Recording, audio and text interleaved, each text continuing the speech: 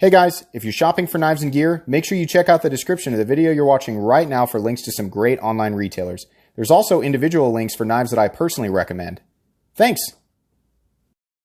What's going on, YouTube? Metal Complex here, and today I've got just a little bit of an overview on a knife that I've already reviewed on this channel, or its base form, and that's the Spyderco PM2. But this is a sprint run of the Spyderco PM2 in this beautiful textured forest green G10, and then the brand new CPM S45VN. This was a sprint run that was offered a little while ago. At the exact recording of this video, it is not available, but I've found that, periodically sprint runs come back in stock and they go back out. So what I'm going to do is I'm going to link the original listing of this knife down in the description so that no matter when you're watching this video, you can go check on it, whether or not it's, in stock or out of stock. And I'll also link Spyderco knives down there in general so you can check out their entire line. I very much like Spyderco knives. I like the Spyderco sprints. Some people have, feelings one way or another on that, but I'm always interested to see what Spyderco's coming out with. They do different colors, different steels, and oftentimes, I'm more or less interested in a certain steel or a certain color, but, it's fun to kind of see what they do. So this one is definitely something that interested me after I took a look at Knife Steel Nerds, the Knife Steel Nerds, their readout or their information about S45VN, which I will also link down in the description so that you guys can go check that out. I invite you to, because they put much more detail into that than I could ever bring you. This is going to be a very simple breakdown, give you guys kind of a rundown of S45VN steel, what it is, where it came from, why it's a big deal or not a big deal, depending on your perspective. But yeah, that's what this is going to be. It's not going to be a super long video, but then again, I've said that before, and my videos end up being super long. Anyway, this knife was sent to me by @Antec7 on Instagram. Please give him a follow. It's because of people like him that I'm able to bring you guys daily knife content. It's also because of my generous patrons. Thanks so much for supporting me. If you'd like to get your hands on these stickers and some other benefits, there's of course a link down in the description. This is the same PM2 that it has always been. The overall length is 8.3 inches overall, and the blade length is about 3.5 inches, with the cutting edge being something like 3 1/8, well, actually, it's just shy of 3 1/4. It looks like on my measuring tape there. I've actually got my PM2 right here, which is the standard S30V PM2, and I just have some aftermarket scales on it. It's the same thing, absolutely. There's nothing different there other than the steel and the texture pattern. Got a para 3 here with the same texture pattern that you normally get on the G10. You can see there, I mean, as far as the other PM2, because mine's got aftermarket scales. This is a peel ply texturing. This is more of some sort of, they're just lines that are just ever so slightly wavy. And I really like that. Aesthetically, this is very, very nice. This dark green G10 is actually it's probably one of my favorite colors of G10 that exists. I'm really happy that they did something different outside of the standard peel ply texturing. Actually, that makes me really happy. Something that I have always thought would spice up these Spyderco sprint runs a little bit more, because people really don't like to see the price hikes, right? And you hear the same thing all the time. It's just a different steel and a different color G10, and then we got to pay 40 bucks more. Actually, this knife, on one hand, this knife came in at $157, which currently is only $7 more than the standard PM2 on Blade HQ. The problem with that is that the standard PM2 used to be about $125 and is now $150. So think of that how you will. Me personally, would I have paid $157 for a Spyderco PM2 in forest green G10? Yeah, I think I would have. I think that extra money would have been worth checking out this steel, especially after I read into it a little bit. But I guess in the off chance that anybody from Spyderco watches this, I like this different texture pattern. I think it would be really neat to see an interesting texture pattern on different sprints, whether it's just this or maybe some different patterns, some different lines. I like stuff like that, and I feel like other people would like it too. They've explored that a little bit before with like the Manix 2. I remember there was a Manix 2, I can't remember what the steel was, but there was a sprint that came in like this diamond checkered pattern, large diamonds on the G10. I thought that was interesting. It's simple, but I feel like it goes a long way. So that's really neat. Okay, that's all I'm really going to say about that. I'm not going to do the whole thing where I weigh it and do the hardware check or anything like that, because that's just eating up a bunch of unnecessary time. So what's S45VN steel? Quick rundown of the steels leading up to it. Everybody knows what S30V is. Super well-rounded, actually made for folding knives. Was brought to the table by Chris Reeve, who is famous for the Sebenza 21, and Crucible, which the Crucibles does all the powder steels, right? S30V, super well-rounded, good edge retention, nice hardness, good corrosion resistance, reasonably tough, right? It's nice and well-rounded.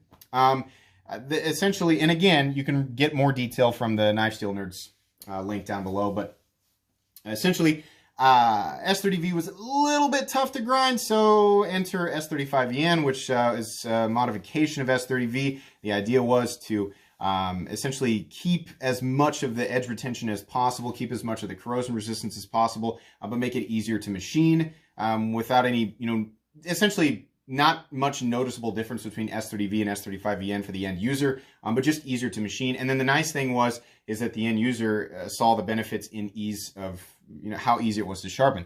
I love S35VN. S35VN, call it an old super steel, whatever you want to call it. I don't really care. I like S35VN.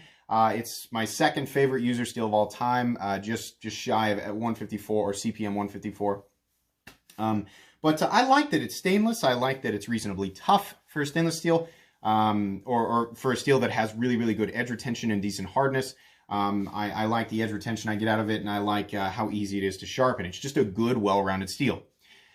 Initially, I thought S45VN was, the name that's really going to catch people's attention. I'm sure the numbers always have to do with the composition, right? But it's like people view it and they're like, 45 is bigger than 35, so it must be better, right? Because there's S60V, there's S90V, there's S110V, there's S125V, right? And each of them get better and better and better in terms of edge retention. And most people, especially newcomers to the knife world, really put an emphasis on edge retention above all other things, even if they don't actually, need that attribute in their EDC lifestyle.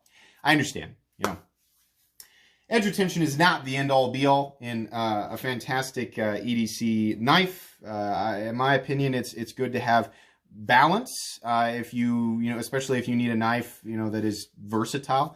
It's only when you are doing something very, very specific that you need a specific attribute of that, knife or steel composition to be emphasized above all other things. So for me, versatility is great, right? I like that balance. I also like to feel good. I like to feel like the thing that I'm using is premium, right? So S35VN does that for me.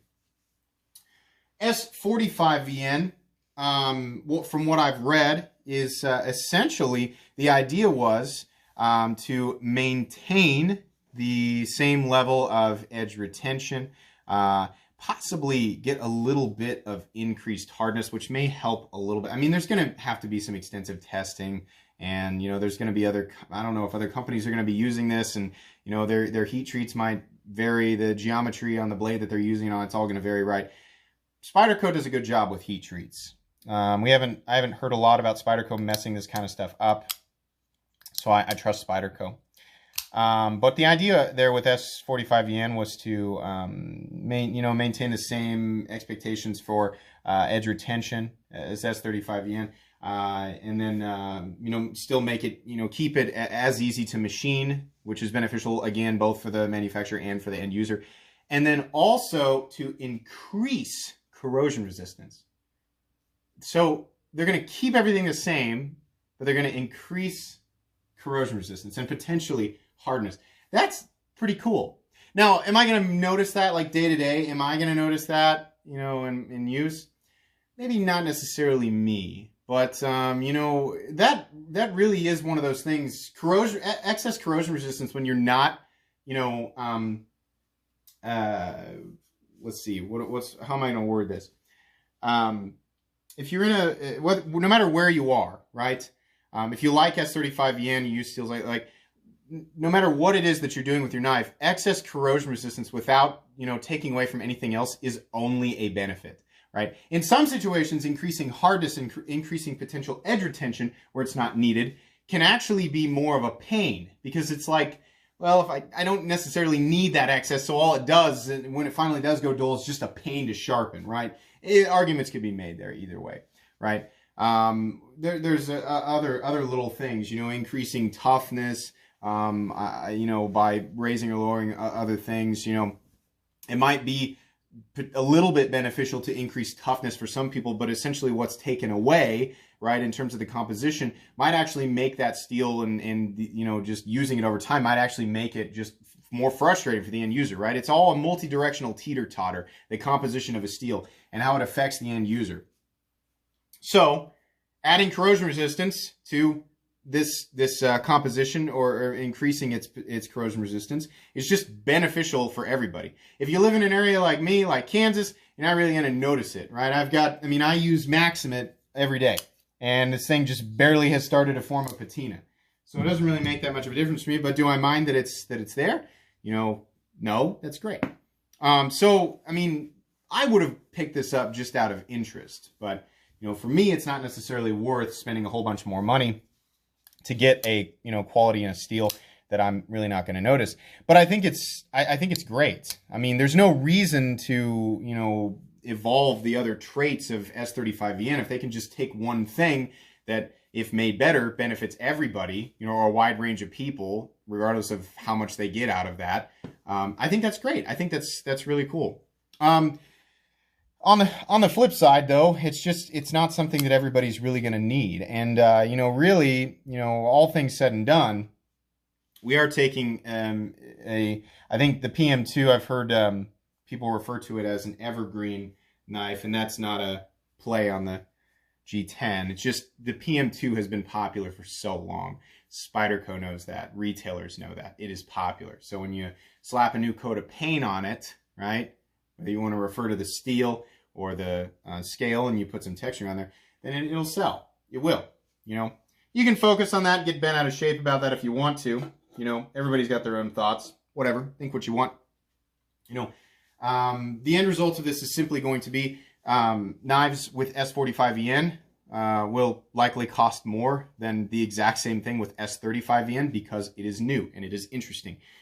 Stack that on top of a really popular model, and people will pay even more for it. So, you know, it just really, this just comes down to, it just depends on who you are. For some people, it's going to be worth the money. For some people, it isn't. For the collector and enthusiast, this is definitely one of the coolest PM2s that I've seen. I just really like the texture pattern. You know, honestly, there's a lot of steels that I would have taken this exact knife in. You know, I would have whatever steel, right? You know, that's in that upper tier of the super steel world. I just really like the dark green, and I really like the texture pattern. That's truthfully what I think about this. It'll be interesting to see what, you know, I understand there are some cut test results out there for S35VN, I'm sorry, S45VN already, but it'll be nice to see, you know, this in use over time. If I was going to go, you know, camping, and I was going to have a knife on me, you know, just a pocket knife on me, and I was going to be doing a lot of walking or hiking or whatever, you know, they always say if you get sweaty, you know, you keep a knife in your pocket and then you get sweaty, your hands in and out of the pocket, you know, that can definitely affect your knife, even if it is, you know, somewhat stainless. Like if you got a D2 blade and you've been working all day, hands in and out of the pocket, and you're all sweaty, yeah, you actually can in some cases find some corrosion on your knife. So in that situation, you know, the S35VN might do just fine, but if I've got another knife, an S45VN, and it's the exact same thing there, I'm going to choose S45VN in that situation just because all of the other attributes are the same, and it's got a little bit more corrosion resistance, just to make me feel a little bit better about that. So that's where the benefit's going to be. I like the idea of this steel. Did it need to happen? Did we absolutely need it? No, but I mean... you can lump in so many other steels there, right? It's one of those things where, you know, in this form, the form that it's taking right now, it's going to make some people angry. It's going to make some people frustrated, some people confused, some people happy. It just is going to be what it is. But it does keep things fresh, so to speak. You know, this new stuff coming out, you know, even if it is just, you know, the same thing with a fresh coat of paint, right? It's okay. Because I want to talk about this stuff. I want to bring this to light and point you guys in the direction, you know, for somebody who's brand new to the knife world, it's brand new to them. And the knife world is constantly expanding. There's new people all the time. It's nice when there are new models coming out, you know, brand new things, brand new designs. But I also like it when there's just new versions of older knives. It's just I kind of appreciate that. This is becoming kind of rambly, and we really are. We're actually approaching 15 minutes, and we're making very foggy what I deem short in a video. Should you go out of your way to buy this knife on the secondary market and pay an enormous amount of money for it? No, you should not. Do not do that. Just wait. Spyderco comes out with a bajillion new sprint runs like every week. So just wait. Maybe they'll do another one of these. Maybe they'll do, you know, a Shaman in S45VN with the same texture pattern, same color scale. Maybe they do a Para 3, maybe, you know, whatever. They'll come out with some color, some variant, you know, down the road, and perhaps you'll be able to get your hands on it. But this is cool. I like the idea of S45VN. That's my official opinion of it. I have not used this. I don't have any experience with it. I'm just making, you know, I'm just referencing essentially what I've read. And I just wanted to give you guys a look at this. It is interesting, and it is very beautiful. As far as PM2s go, this is one of the better looking PM2s that I've seen. I think that's really all that needs to be said right now. I don't know if I can say anything else without just repeating myself. So that's going to be pretty much it today, guys. If you enjoyed this video or at least found it mildly entertaining, please leave a like. If you'd like to check out my other content, I do, of course, have lots of videos of knives that are either expensive or inexpensive that I do or don't like, so check those out. And if you enjoy all my content, go ahead and click on that Metal Complex logo right there and subscribe, because there's definitely more coming. Thanks again for watching, everybody, and have a great day.